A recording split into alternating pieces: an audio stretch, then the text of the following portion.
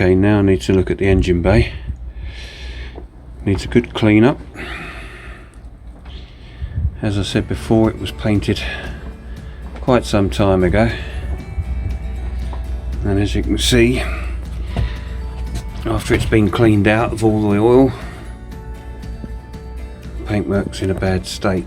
It's maybe because of the way it was put on in the first place, or for other reasons, but if you look, and it does take it off, and so I don't want to spend hours and hours rubbing this down, so I'm going to try with the jet wash first, see what I can get off with that, and then put the paint stripper on. Shrink wrap hanging there is getting the last of the paint off the inside of the transom, as you can see, but that's another video.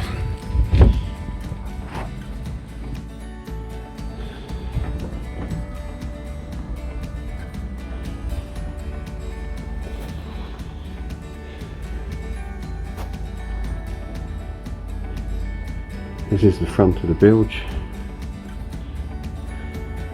underneath where the helm seat goes, just there.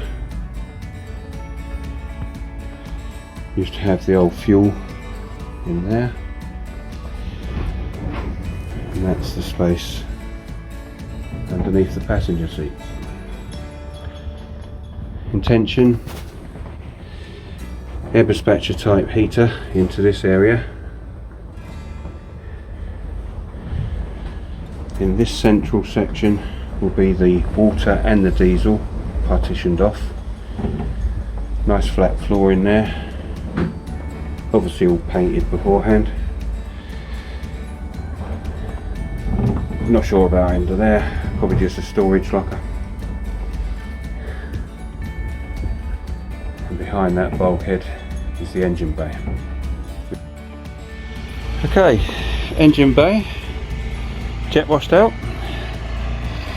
Obviously not all the paint came off, but it's still got to be sanded down anyway. But I think that's good enough to do it quickly with a jet wash. Shows how badly the paint was on there.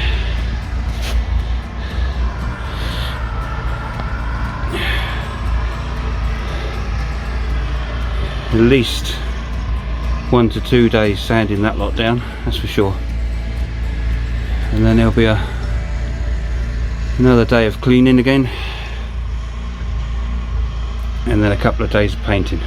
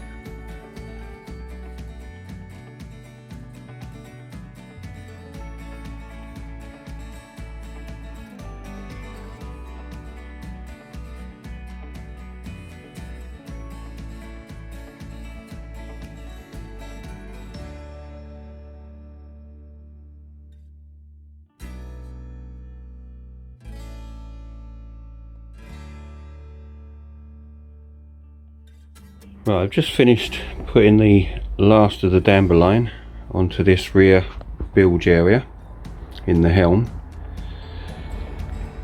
So this work now is all complete, ready now for installing. I have been asked why I would go to so much trouble and expense to do this area like it is, when you won't see anything down here. It's going to have a floor over these pieces here, and just there will stand the water tank, just here will be the diesel tank. Then around underneath these struts will be boarded down both sides, and then one across the middle, partitioning the two tanks away from each other. As I said before, air dispatchers into there, and that's just an area for storage. But the likelihood is the whole lot will have a floor down. So why do this? Well, the boat has lasted 50 years. It's a well-built boat, as most Birchwoods are. It's lasted 50 years. So there would be no point in just putting partitions down and floors down and then eventually getting the odd leak in, because you will. I mean, all boats do leak eventually. You have to go chasing around, find out where the leaks are, put right. So why come back to a boat in the summer that's been leaking water all winter, only to find that your work has all started rotting out already? So protect it all properly. Then when you come back, you find your leak, you sort your leak out, no damage has been done. It'll last another 50 years.